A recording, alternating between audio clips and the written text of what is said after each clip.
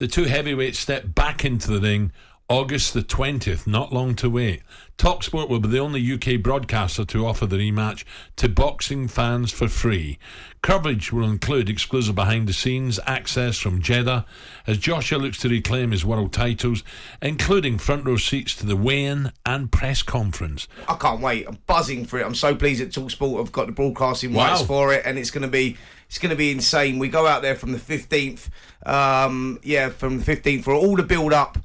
Behind the scenes stuff, and really looking forward to this one, Alan. This is a huge fight. How does he beat him though? I heard Eddie Hearn there saying that he's just got to use his strength and let them go, but it's not as easy as that. This is a clever man he's fighting. I was going to say, I wish it was as simple as that, but it's not as easy as that at all, because obviously AJ recognises what he done wrong last time, and what he done wrong was he tried to outbox the smartest boxer pound for pound in the world. You know, his boxing IQ, Alexander Usyk, is unbelievable, but the problem that AJ's got, and this is where it is not as simple as what people think. People are saying, look, AJ needs to find that rawness that he once had that took him to the world heavyweight title against, like Klitschko. Well, it's not as easy as that, because Alexander Usyk's great at working fighters out. He's boxed at heavyweight now since 2019, so he's developed into a proper heavyweight as well. It's a tough night for him, because if AJ decides to roll the dice early, which he's probably going to do because he has to, because he recognises he can't outbox him, then he could get himself into trouble and walk onto one. So This is a difficult job. It's much more difficult than, let's go back to 2019 when AJ lost to Andy Ruiz out in America, and he went straight back into that immediate rematch and he boxed the socks off him in immediate rematch. But Ruiz coming out of shape, terribly out of shape, back out in Saudi actually.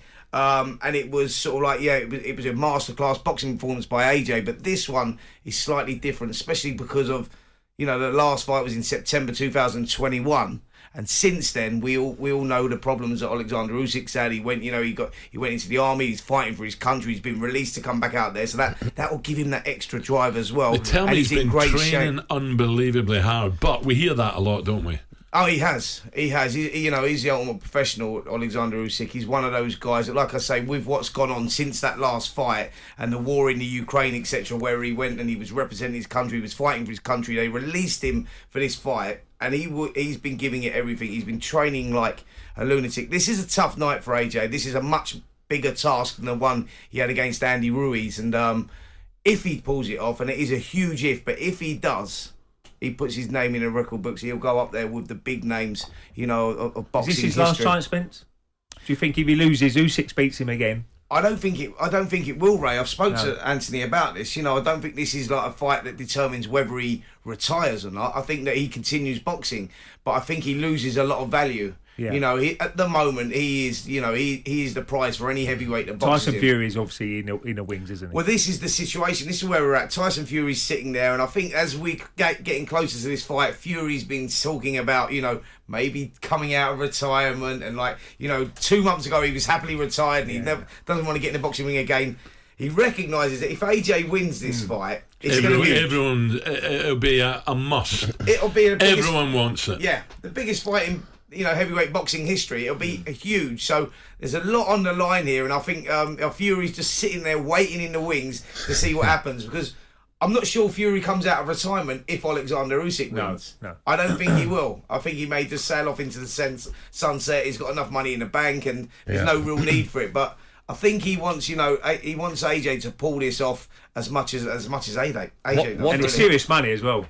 Oh, come on, man. This is like... What is it like when you go over there? Are they really into their boxing, or...? Well, this is it. So we went with the first AJ fight against Ruiz, and it was totally different. Yeah, they are into their boxing, but just everything was different. The atmosphere was different. The crowd was different. They weren't boxing fans, really. I think it was just the fact that they've got this spectacle going on, the world title fight, and I think they was more intrigued to see what it was all about as opposed to knowing what it was all about. So, yeah, totally different crowd, different atmosphere, different environment. But AJ's been there before, obviously, with the Ruiz fight, so he'll know what he's going into.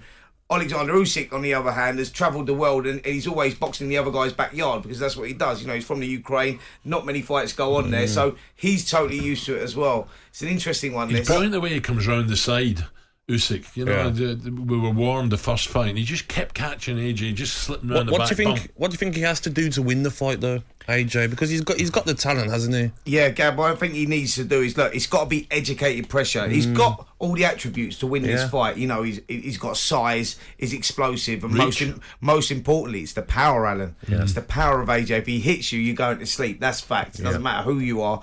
But that's what he's got to do. So I think it's just educated pressure. He can't allow Usyk to get into any sort of rhythm like he did last time. He went out there and he held off and he wasn't pressing enough. But he's got to be careful he doesn't go too much. Do you understand? There's that middle ground. That's where he needs to be. I think it was David Hay. He says Joshua's got to rough him up. But again, it's easy to say that. Look, David's been, he's been there and done it. But, this is a clever fighter. Clever fighter with great movement. Absolutely, yeah. That's what I'm saying. And do you know what? And this is the other thing, that it's not just that he's a clever fighter and a great movement.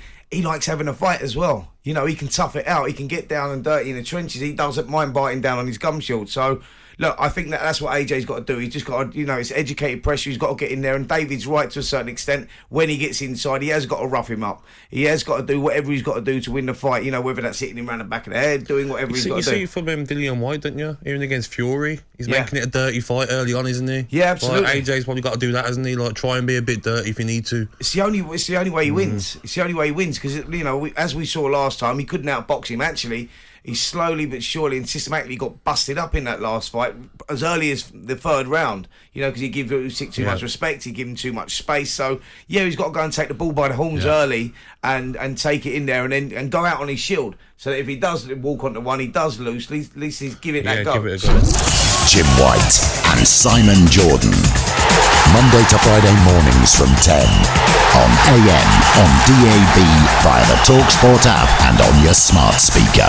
talkSPORT.